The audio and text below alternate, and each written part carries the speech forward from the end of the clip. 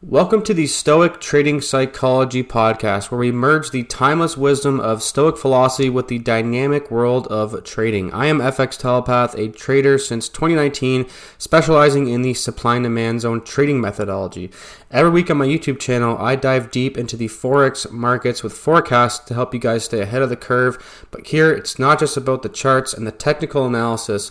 It is about mastering our mental game, because in trading, like in life, it's not about predicting every market move, but also mastering your mind and emotions. So join me today as we explore how to cultivate a resilient mindset, remain calm amidst the chaos, and trade with the confidence of a stoic warrior. In today's episode, we're going to be talking about trading psychology for the newer traders. Now, even if you've been trading for a little bit, this episode will definitely help you guys understand the importance of having a good mindset before trading. Now, I've seen tons of comments. I get comments like this and messages like this all the time. Hey, Kevin, can we expect the pound to go up? Where do you think the USD JPY is headed? Do you think we will go down? I have a long trade.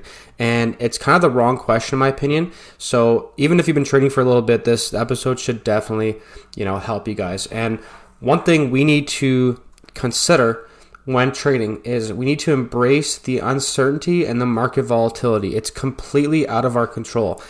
With Stoicism, you guys should definitely read Marcus Aurelius' Meditations book. It is absolutely incredible. It absolutely changed my life for the better, not only in my personal life, but also in trading. One key Stoic principle is we should only worry about what we can control, not what we cannot control. So we need to accept what we can't control. And what is something we can't control? That would be market volatility. Right? If the market goes up, we can't control that. We are just retail traders. It's completely out of our control. We cannot move the market. There will definitely be times where you'd have a perfect setup. Let's say you have a trading plan. It's going exactly, you're like, oh wow, this is a A+ setup here. It's picture perfect. There'll be times where you lose that trade, obviously, and there's nothing you can do about it. For me personally, there are setups where I see them and I'm like, wow, this is an A+ setup. For example, let's say my higher time frames, the trends are up, and then on my lower time frame, the trends are up as well, and we're getting a nice pullback into a demand zone. If you don't know what I'm talking about, that's fine. You can apply this to any strategy. So let's say, again, my higher time frames are showing me I should get in long. My lower time frames are telling me I should get in long. We have a beautiful setup where it's pretty much picture perfect. Like some setups you're going to get, they're going to be like 6 out of 10. Some of them are going to be 10 out of 10. Let's say this is a 10 out of 10 setup. I could take that setup and then all of a sudden something happens in the news, some political nonsense happens or something, and all of a sudden I'm in the trade and then boom, price tanks and stops me out. Should I worry about that? No. What I will do, I used to do this. I don't really do this now because I'm more of a seasoned, experienced trader and I just know that it's out of my control, so I don't worry about it.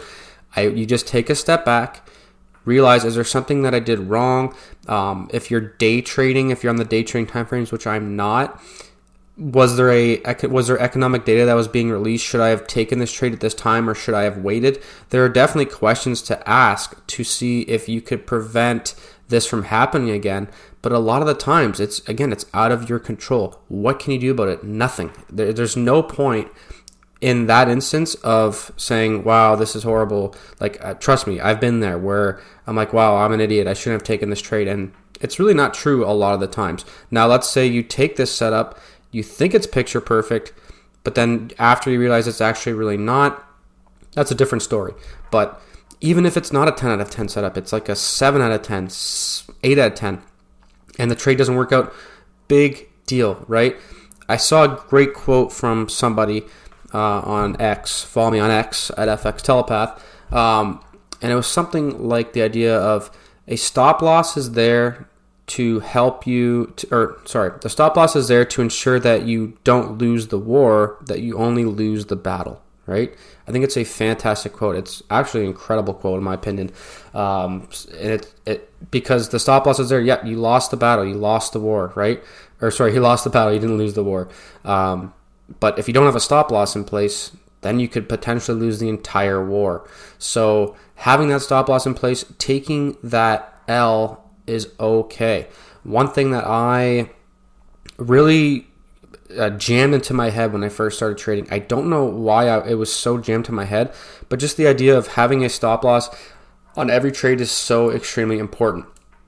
Again, not only so that you don't lose the war, that you only lose the battle, you don't blow your whole account.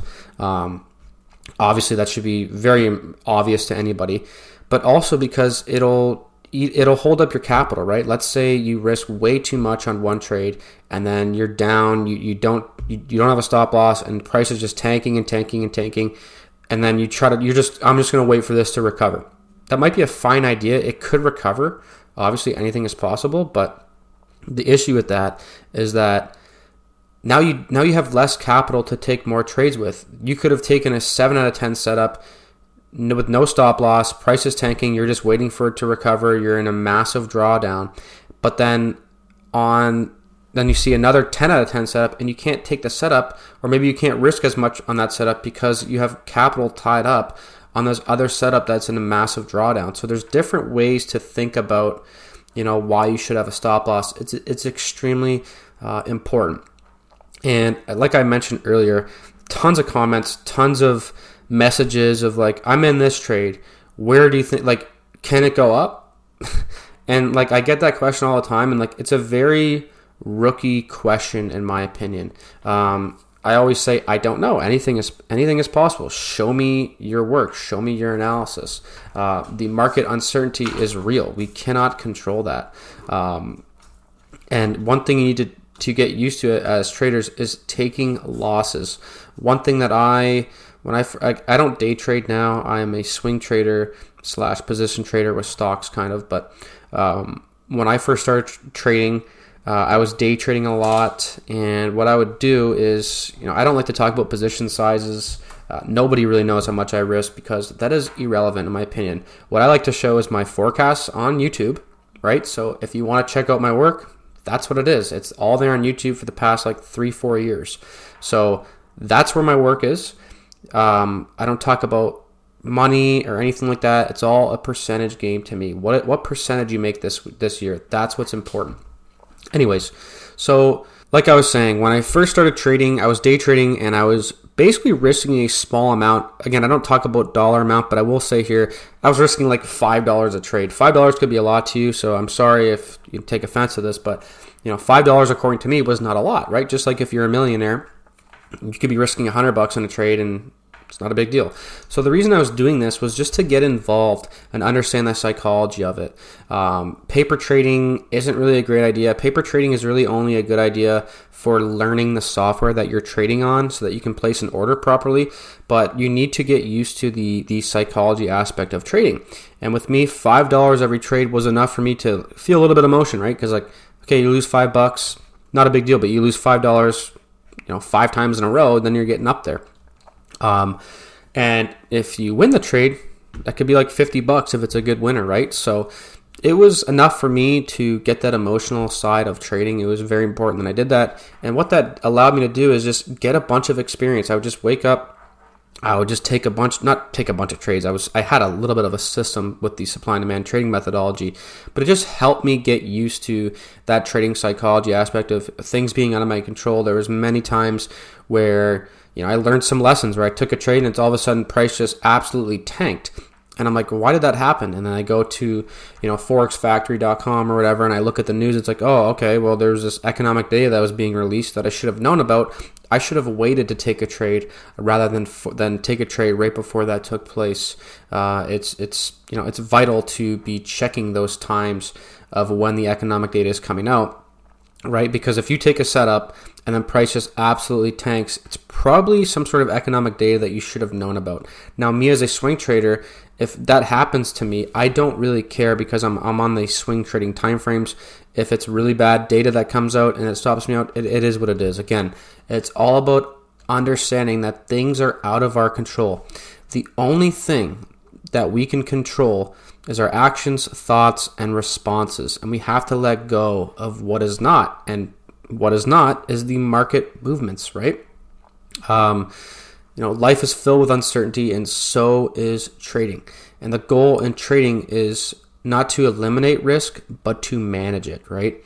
So another example of something that I do is, let's say my higher time frames are trending up, everything's looking good, I'm getting in long with the trend on the lower time frames according to the higher time frames. That's when I usually will risk the full amount. Now, let's say it's a counter trend setup and I'm only looking for a small move, then I will risk less and I'll be more aggressive with my stop loss, putting that into the green or to break even, and just looking to take profit earlier. It's all about managing these things. And look, I've been through some pretty big drawdowns. You can definitely expect to go through some very big drawdowns, 100%. There's no ifs, ands, or buts about it, guys. You will definitely go through a massive drawdown that will definitely make you think about quitting. Me personally, the amount of times I've thought about, I'm done, I'm not trading again, this is pointless, I can't make it.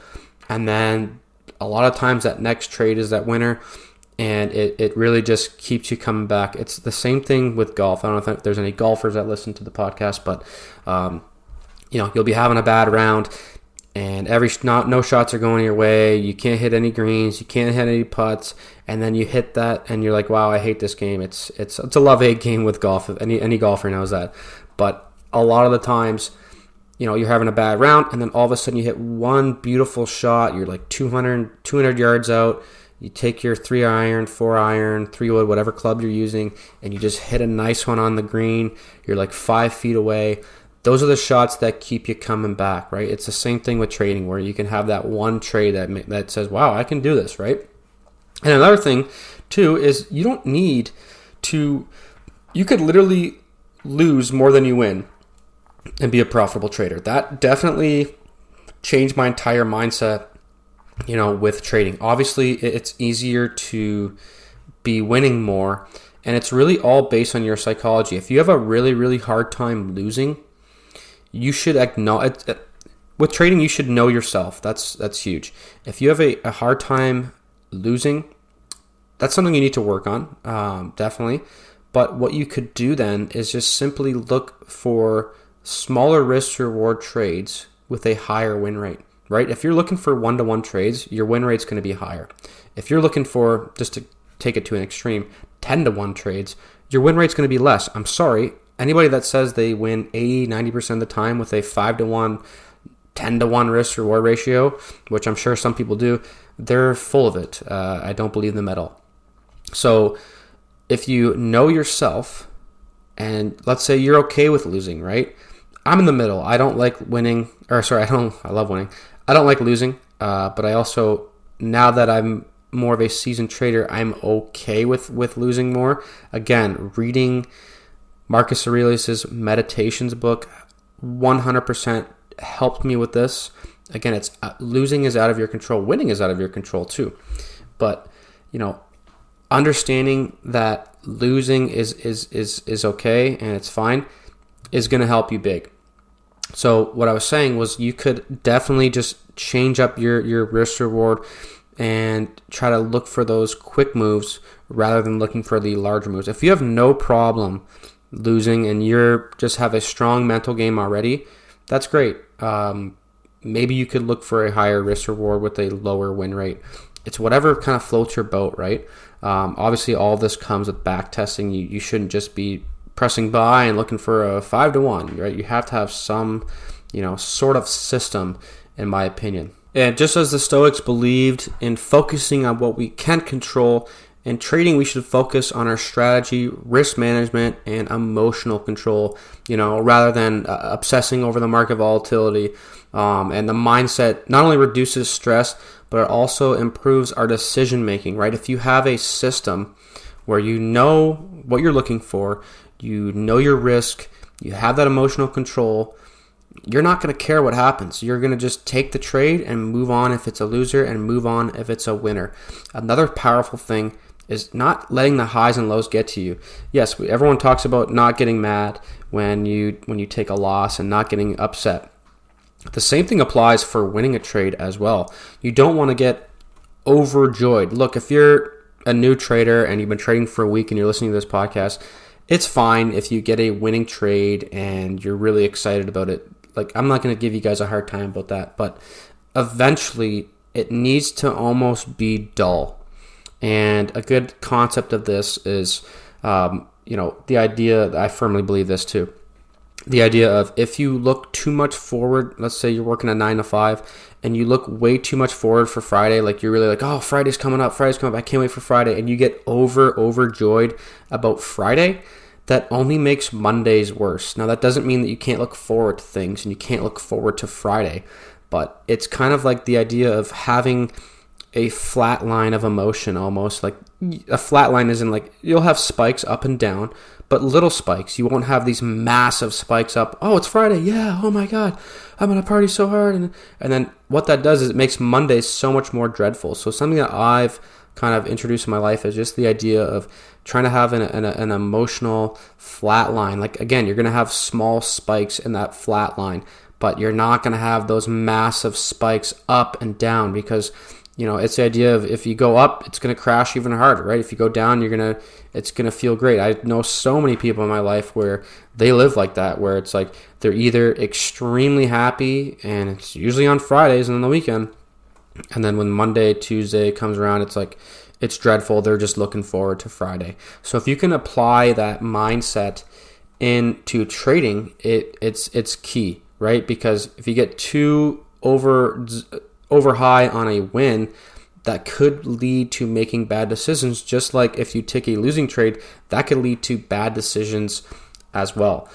Because a lot of the times, if you have a few losses in a row, look, I've been there where it's like you have a couple losses in a row and then you just press the buy button just to recover, and it usually never works out.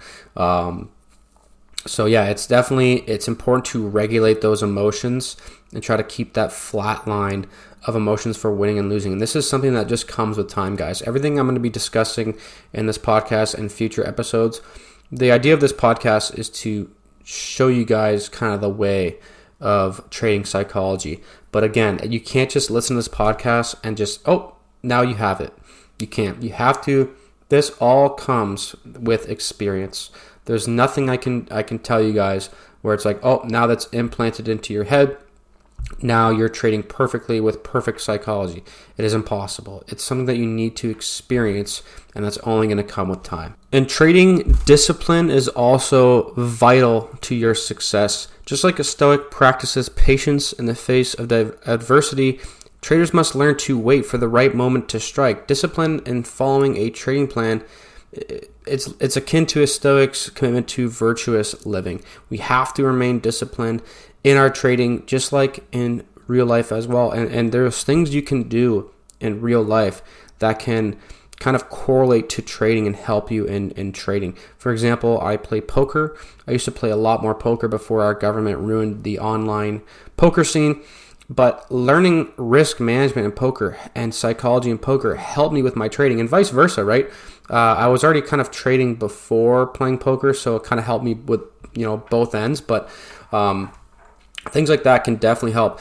Discipline in real life as well can help you remain disciplined in your trading.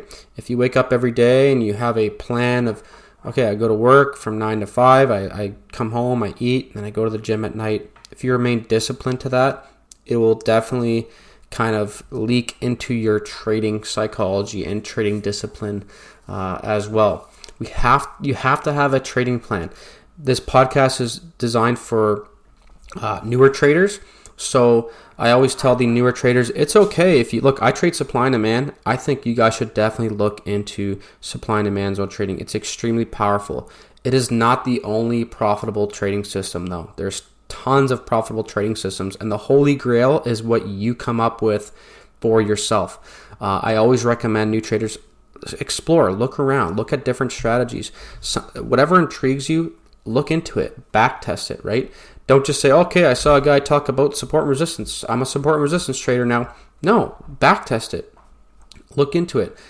Same thing with supply and demand. Look into it, go on TradingView, back test these systems and strategies, and then you'll come up with a plan. And in my opinion, your first couple months of trading should be kind of experiencing different strategies, back testing, seeing what kind of works for you. I always recommend to open a small account, whatever it is for you to be small, right? Again, if you're a multi-millionaire, small account could be 50 grand. If you only got 20,000 to your name, a couple $1,000 account is fine. So open a small account, practice, risk a little bit of money. You don't have to risk 1%. You don't have to risk 1%. That's a myth. You risk 1% once you have an actual system and strategy in place. And then just kind of slowly come up with a trading plan based off of these testings and everything. And then once you have that trading plan, you have to stick to that trading plan. There's no ifs, ands, or buts about it. I will never take so I'm a supply and demand trader. I will never take a support and resistance trade. Not because it's not profitable, but it's because I don't know too much about it. Yes, I know a small amount about it, but I will never just be like, oh, this is a clear area of support, I'm going to take this trade.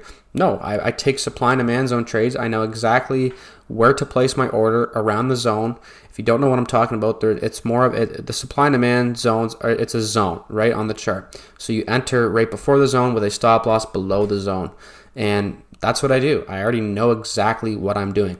And when you have that trading plan, it's much easier to control your emotions and remain disciplined. But again, if you're new, I highly recommend just exploring, looking around, and seeing what is what you could be trading and what you shouldn't be trading, what maybe doesn't work for you. And it's a long-term game. But again, just practice, look around, build your own system. You might take supply and demand zones and support and resistance. I personally trade supply and demand zones, but I also look for support and resistance areas and trend lines to see what the kind of the retail trading crowd is doing and kind of try to trade against them. It's a little bit too complex to discuss in this podcast, maybe for another podcast, but it's something that I've kind of combined a couple strategies to come up with my own, and nobody has my own strategy, and you should have your own as well. Again, the holy grail is in your head. It is what you like to trade based off of your risk tolerance, what you look for, and what you've practiced. And another thing I highly recommend that you guys do, this is a Stoic practice as well, is imagining a worst case scenario to lessen the emotional impact of a loss. This might sound crazy, but it's, in my opinion, this is something I do. It's important to understand that you can lose and imagine that. It might sound weird, but just for an example, in my personal life, if I'm walking around or I'm here at a family event and I know this one person can be very negative, and it's whatever they're going to say, it's probably going to be a negative thing they're going to try to just bring me down to this negative level. And if you go into that, let's say I'm turning the corner, I can see them coming towards me, and I just practice the art of imagining the worst case scenario, it's going to not shock me as much, right? If I'm like, oh, here comes Debbie, she's going to be really negative, and it's probably going to be something negative. It's not going to be a positive thing, so don't let it get you down. Just shake your head and be like, yeah, wow, that's terrible, and move on. So just by envisioning that, it can help you, right? Before, if you take the trade, if you press buy or you have a limit order, take the trade. Imagine this trade can lose. It will not impact my emotions. Say that to yourself as you take the setup, or as the setup is kind of playing out. Say that to yourself. It'll definitely lessen the impact. You don't want to be like, this is going to be a winner for sure, because again, you're regulating your emotions. You're understanding that this can be a loss, and that will just build resilience. Super important. It might sound kind of weird, but I think it's a very valuable lesson, because if you don't do this, you might hold on to that losing trade due to the fear of realizing the loss, right? But again, as beginner traders, you have to have a stop loss. I would never recommend not having a stop loss for new traders. I can tell you, I have no evidence of this, but you can take my word for it. I have never, from the very start, I have never taken a trade without a stop loss, because again, I understood that the stop loss will help me lose the battle, not the war, blowing my account. I have never blown an account. I haven't even come close. You should not even come close to blowing an account. Do you know how hard it is to blow an account if you're risking 1%? Like literally, I could take a child who has the ability to click buy and click sell. And as long as they have a stop loss in, if we could just, again, I know it's a kid, but, as long as they have a stop loss in, if they risk 1%, and let's say they're looking for 1-to-1s or something, it's almost impossible to blow an account, or at least it would take a long time, right? It would take, if they don't know what they're doing, maybe they blow the account after a couple years of doing that. But, I've seen some people where I just opened an account a week ago, I'm so close to losing, and I'm like, what are you doing? You have to be more careful with your capital, right?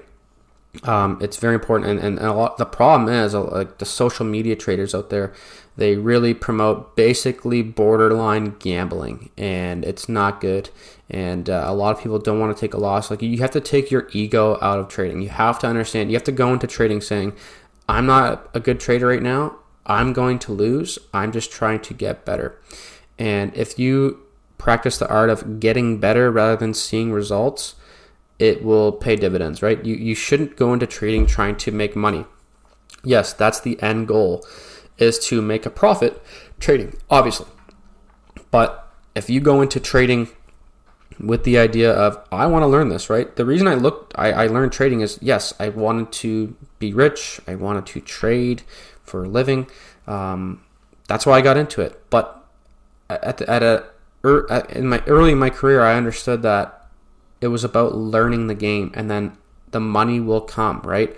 If you can make, if I can deposit $1,000 into an account and risk $5 on every trade and make, 15 to 20% that year on $1,000 account, I realized that I could just scale up and do that on a $50,000 account, a $100,000 account, $200,000 account. You just scale up. It's not about making money. The money will come, right? It's very simple. The same thing with any business, really, right? Let's say you want to, to take an extreme example, just you wanted to become a professional hockey player. I play hockey. You want to become a professional hockey player. What you focus on is becoming better at the game, right? You're going to practice every day. You're not going to make any money doing it, and eventually it will come. Obviously, this is kind of a bad example, but you know what I mean. So the money will come later.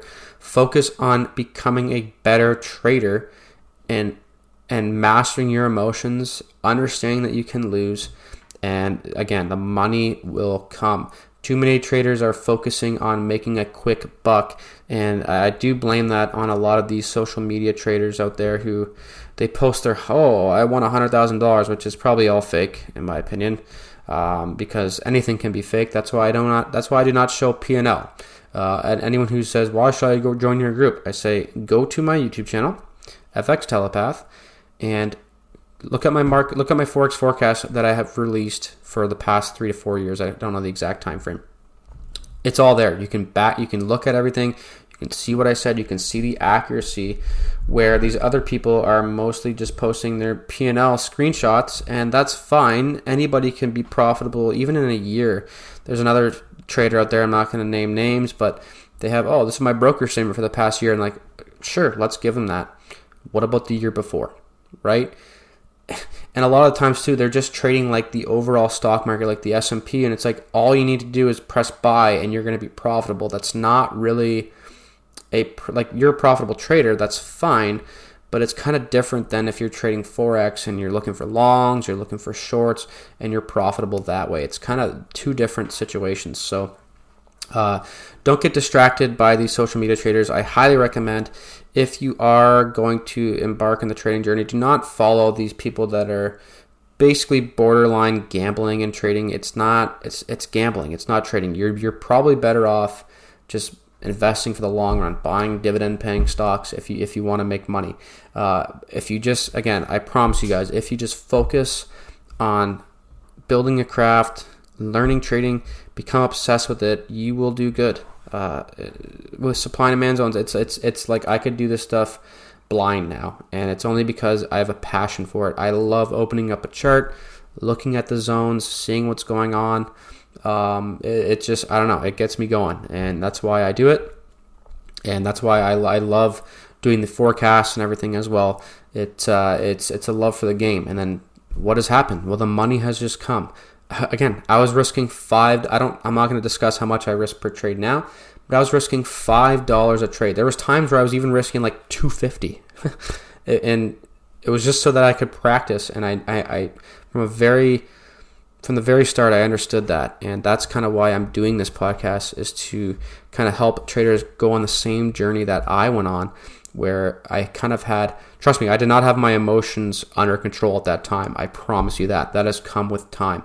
But just the reason for this podcast is to set you guys off on the right foot. Or I don't even know if I said that right, but kind of just, plant that seed in you. Like, you're learning first. The money will come, I promise. So anyways, guys, that is going to wrap up this first podcast. Check out my YouTube channel at FX Telepath if you want to check out my forecast, learn about supply and demand zones, check out different strategies as well. I will never just say, only learn from me. I will never say that, because that is what scammers say. So again, check out my YouTube channel. Follow me on Twitter at FX Telepath if you want to get connected with me. And I will see you guys in the next episode.